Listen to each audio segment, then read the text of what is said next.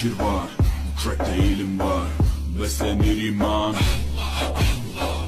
her yer ihtilaf, şer ve istila, bence bir liman. Gerçekte kitapta yazılı bu Kur'an. Dur bak burada G-Flow Mus'ab, anlatır hak kitap, yalan ve hakikat, cabası tarikat. Sana yobaz derler,